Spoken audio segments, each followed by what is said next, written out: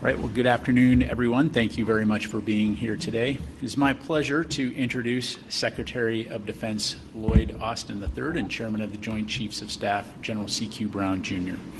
The Secretary and the Chairman will deliver opening remarks, and then we'll have time to take a few questions. Please note that I will moderate those questions and call on journalists, and due to time constraints, I would ask those who are called upon to please limit your follow-up questions. And with that, I will turn it over to Secretary Austin. Over to you, sir. Thanks, Patrick. Well, good afternoon, everyone, and thanks for joining us today. We've just held the 24th meeting of the Ukraine Defense Contact Group, and I am deeply grateful to all the countries who came back to Ramstein again today. It was great to see Minister Umerov again after our recent meeting at the Pentagon. He is a valued partner and a friend. And it was an honor to have President Zelensky join this contact group for the first time here at Ramstein.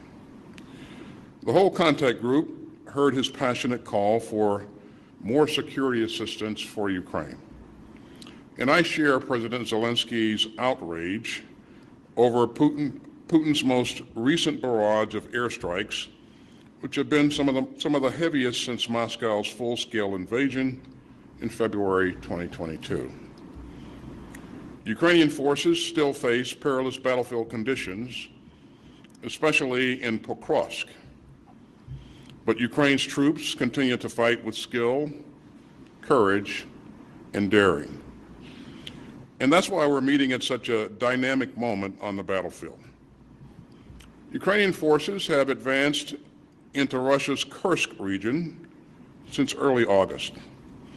And for 2.5 years, Ukraine has more than held its own against the largest military in Europe. And above all, the credit for that goes to Ukraine's brave troops. But I'm also deeply grateful to the allies and partners who have given Ukraine's forces the tools to defend themselves and their country. Some 50 nations of goodwill were back at Ramstein today, and they continue to rush urgently needed capabilities to Ukraine, including air defense, armor, artillery ammunition, and most recently, F-16 fighters. This coalition has committed more than $106 billion in security assistance to Ukraine since February 2022. And our friends continue to dig deep. As a percentage of GDP, a dozen of our allies actually contribute more to Ukraine's self-defense than the United States. And we continue to see impressive new security assistance commitments. Just look at Denmark's announcement of some $115 million in near-term and long-term support for Ukraine. Importantly, that includes procuring new military equipment through Ukrainian defense industries. And Norway is transferring defense tech through Norwegian industry to support 155 millimeter shell production in Ukraine. That will further boost Ukraine's ability to produce modern artillery ammunition at home. And the United States remains proud to do our part. Since this contact group convened in June, the United States has committed more than $4 billion in new security assistance for Ukraine. And we will continue to focus on Ukraine's priority capability needs. So we're providing armored vehicles and fires to support Ukrainian troops on the front lines.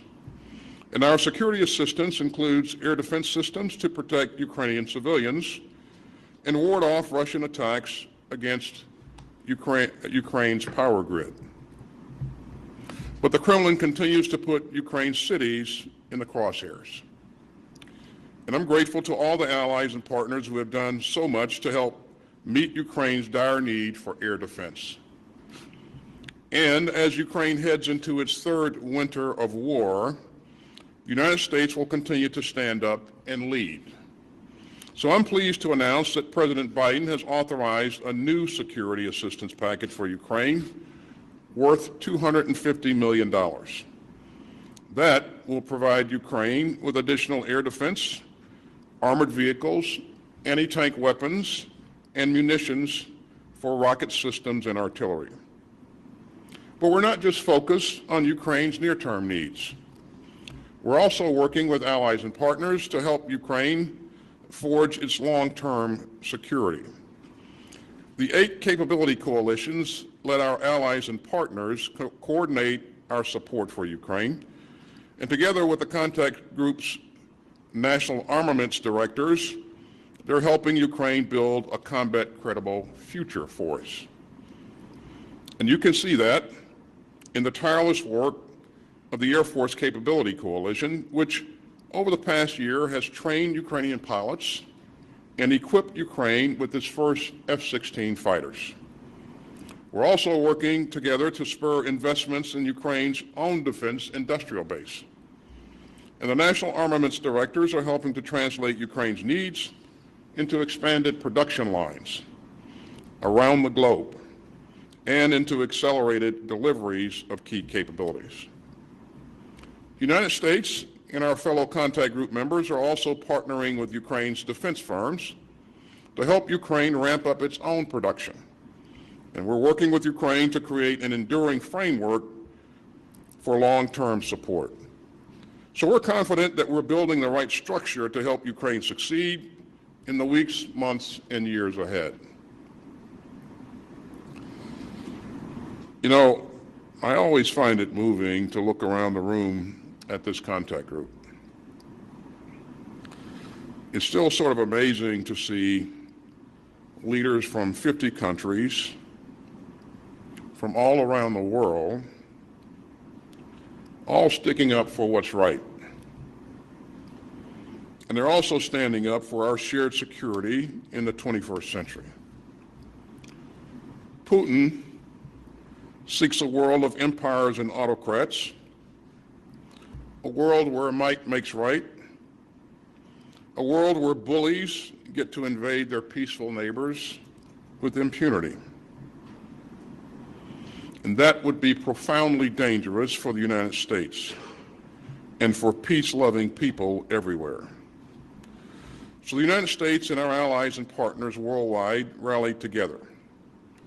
And today we stood up again for our values and our security. The members of this contact group understand what's at stake, and we won't back down. And with that, let me turn it over to General Brown. Well, thank you, Mr. Secretary. Good afternoon, everyone. About 2 weeks ago, Ukraine celebrated its Independence Day, marking 33 years as a free nation. On 24 August 1991, the Act of Declaration of Independence of Ukraine was signed. The declaration invokes the nation's right to self-determination under the United Nations Charter and reads, "The territory of Ukraine is indivisible and inviolable. From this day forward, the Constitution and laws of Ukraine only are valid on the territory of Ukraine." For 2.5 years, Ukraine's sovereignty has been under siege. Russia still aims to annex Ukraine and impose their laws on its people. But Ukrainians have shown the world that they are indivisible. And they defended their freedom with unwavering resolve. With the support of the nations here today, Ukraine will remain an independent and sovereign nation. I'd like to thank Secretary Austin for convening this coalition once again, and sir, thank you so much for your leadership. A sincere thank you and an honor to be joined today by President Zelensky, and also a thanks to Defense Minister Umerov for being here today with the Ukraine delegation. And to all the nations of the Ukraine Defense Contact Group here today, thank you. This coalition has been indivisible in supporting Ukraine to repel Russian aggression. Our collective stand is more than just beating back one illegal invasion. Potential aggressors are watching how the world responds, how we collectively fight to uphold international law, national sovereignty, and democratic norms. Russia's aggression in Ukraine is a challenge to the free world. The principles we are defending, the right to self-determination, the sanctity of national borders, and the rule of law, are the very foundations of global peace and stability. If these principles are compromised in Ukraine, that precedent can encourage similar acts of aggression elsewhere. undermining the international order we worked so hard to build. That's why our support for Ukraine is not just about helping one nation. It's about safeguarding the principles that bind us together as a global community. And this coalition has shown that collective commitment to common principles can translate into significant battlefield success. When Russia invaded Ukraine, many thought Kyiv would fall in just a matter of days. But Ukraine proved to be a stubborn opponent. Within days, millions of everyday Ukrainians mobilized, determined to defend their freedom, independence, and way of life. The Ukrainians have exploited Russian vulnerabilities and innovated unconventional solutions. In recent months, Ukraine's stymied Russians' offensive toward Kyiv and has inflicted tremendous losses on Russian forces.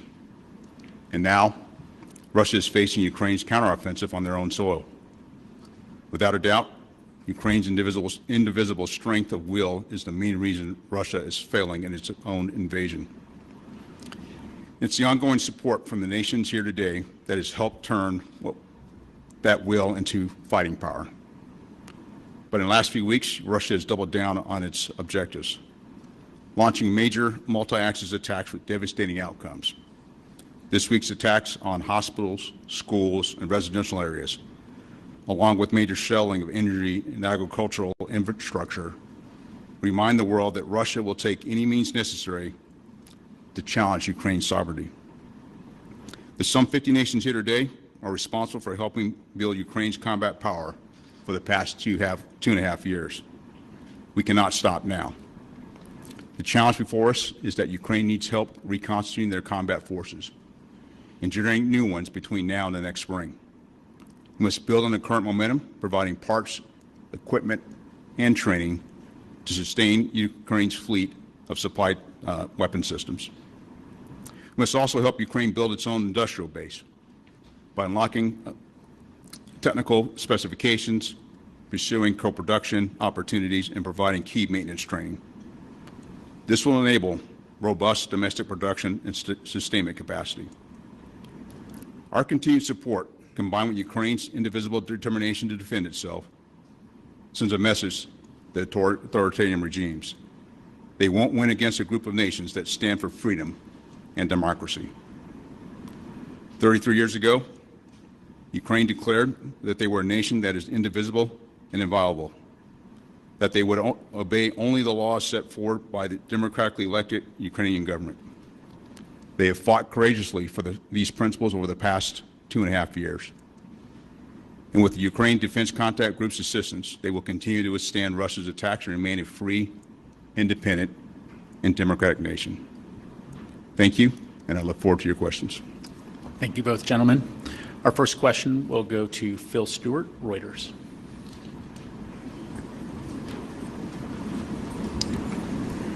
Thank you. Two questions, one for each of you. General Brown, in your military opinion, do you believe Ukraine's loss of Pokrovsk would deal Kyiv a serious blow? How high are the stakes here, and are you concerned that Kyiv might not be able to defend Pokrovsk without drawing forces from Kursk? And for Secretary Austin, did President Zelensky offer more detail on his plan for victory that he says he'll be presenting to the United States later this month? And as a former U.S. general, do you believe that either side could definitively win the war on the battlefield in the next few months? Thank you. Well, thanks, Phil, for the question. I think the key thing I would highlight is what Ukraine's been able to do to defend its territory over the course of the past 2.5 years shows their distinct will to fight. And when you look at Pokrovsk, it's an area that you can see that the Russians have made one of their main efforts. But we're going to work very closely with the Ukrainians to help defend that area, as well as all parts of their terrain as well. The key part here is that we want to make sure that they protect that so it doesn't impact one of the objectives they had was to defend the north and east, to defend their industrial areas. And so it's an important aspect for the nation. It's also an important aspect of protecting that area to continue to allow them to generate combat power, not just there in that Donbass region, but really across the entire front. Hey, Phil, could you repeat your question, please? The second. Absolutely. 1 second. Did President Zelensky offer more detail on his plan for victory that he says he'll be presenting in the United States later this month? And, as a former U.S. general, do you believe that either side could, definitively declare victory on the battlefield in the next few months while the Biden administration still has time in office? Thank you. Well, thanks, Phil. I did get a chance to spend some quality time with President Zelensky, and you'll recall that President Zelensky outlined his goals and objectives during his opening comments, and I would point you to that if you have questions about specific objectives. But in terms of the plan for victory, Phil, we didn't discuss that. We talked about a number of things, but that specific piece we didn't discuss, and President Zelensky is going to present that to President Biden and other leaders, at the first opportunity. In terms of whether or not victory is achievable, again, I think this war could end very quickly if Mr. Putin decided to pull his forces out of the places that he's occupied in Ukraine. I mean, this was started by Putin. It could end Putin could end it very quickly if he just made the simple and right decision to undo what he's done. In terms of absolute victory, it really depends on how you define that. Ukraine is focused on defending its sovereign territory.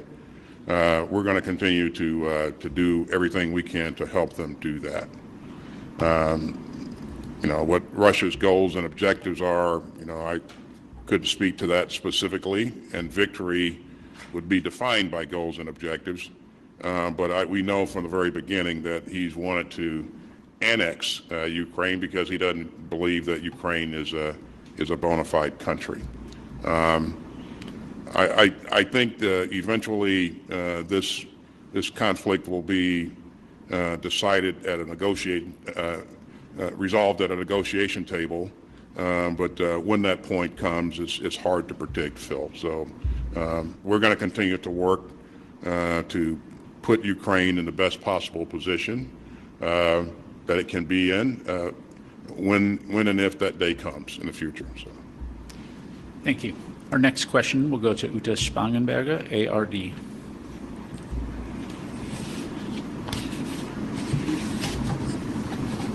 Mr. Secretary of Defense, hello. Ukraine is demanding permission from the United States to attack targets in deep Russia with long-range weapons. What is your opinion on that? What is my opinion on long-range weapons? Uta, what I have been focused on throughout is trying to help Ukraine be successful in this tactical fight, in this operational struggle to make sure that it can defend its sovereign territory. And there's a number of ways to accomplish that. We said all along, Uta, there's no one capability that will in and of itself be decisive in this campaign. We had this discussion about tanks. We had this discussion about other capabilities. And each time we point out that it's not just one thing, it's the combination of capabilities and how you integrate those capabilities to achieve objectives. So we're going to remain focused on doing everything we can, Uta, to ensure that they have what they need to be successful and to create the right dynamics on the battlefield that maybe create some opportunities and that help Ukraine better defend its sovereign territory. And they haven't done so bad, Uta. If you think about the fact that what I said earlier, this is the largest military in Europe that they faced. And when this conflict started, Ukraine didn't have much of a military, much of an army to speak of. But they built capability over time, and they've been able to do that with the tremendous security assistance that allies and partners have provided them throughout. So I don't believe that one specific capability is going to be decisive. But again, our approach to integrating things and to making sure that they have the right skill sets to employ those capabilities, and those capabilities are, linked to specific objectives. So. Thank you, sir. Our next question will go to Charlie D'Agata, CBS News. Thank you. First of all, Mr. Chairman, when it comes to the operation in Kursk, how satisfied are you that they have the resources that they need, especially as we head into the winter months? And are there contingency plans underway, or at least in place, should they need to be redeployed? And Mr. Secretary, I have to go back. President Zelensky has repeatedly requested for these long-range attacks inside Russia. Even allies agree. So what is stopping the United States from giving the go-ahead?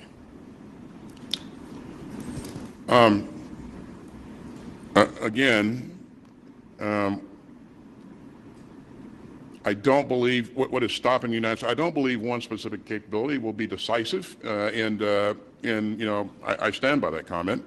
I think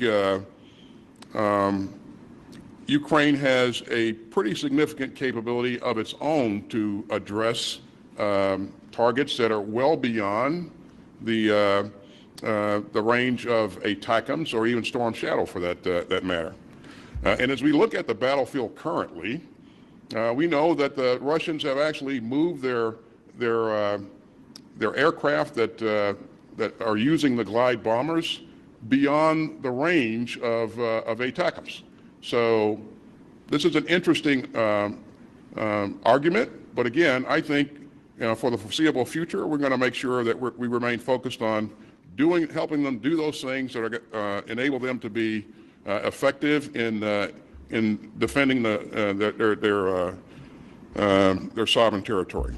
Mr. President, excuse me, Mr. Secretary, President Zelensky and others have said that there are other strategic targets inside Russia within range that could be effectively taken out with these long-range weapons.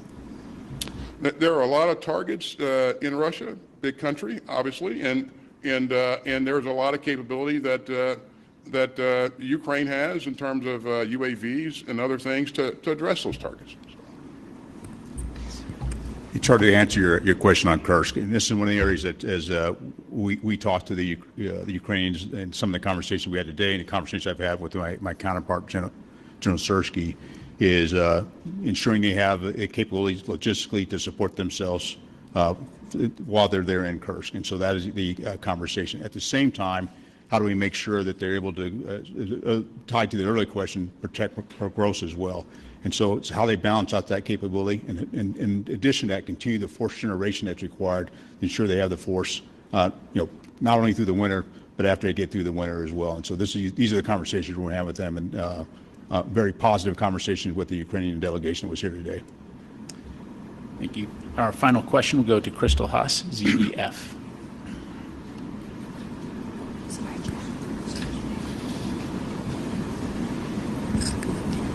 Mr. Secretary, soon there will be elections in the United States. If Donald Trump wins, would this affect the help for the Ukraine? And to the chairman, the question, do you think that it's possible for the Ukrainian forces, military scene, to conquer back the landscapes they lost? So, Crystal, was your question are the elections going to affect the outcome in Ukraine? Crystal, I won't speculate on any outcomes of the election. What I'm focused on right now is what I said earlier, is making sure that Ukraine has the ability to create the conditions on the battlefield that provide some advantage to them, so that they can be successful in the defense of their sovereign territory, and that remains my focus. Crystal, I think one of the areas I would highlight is, part of our objective is to ensure that Ukraine can defend itself and continue to be a sovereign nation, just as I outlined when they declared their independence. Pretty broad amount of territory to conquer back, and I know that was the original strategic objective, and I'm not to speak for President Zelensky, that may be still the strategic objective. The key point is how we operate and support them here in the near term. to allow them to continue to defend themselves and to be successful in the operations that are being executed right now. Thanks. Secretary Austin, General Brown, thank you very much, gentlemen. Ladies and gentlemen, that concludes our press briefing for today. Thank you again for joining us.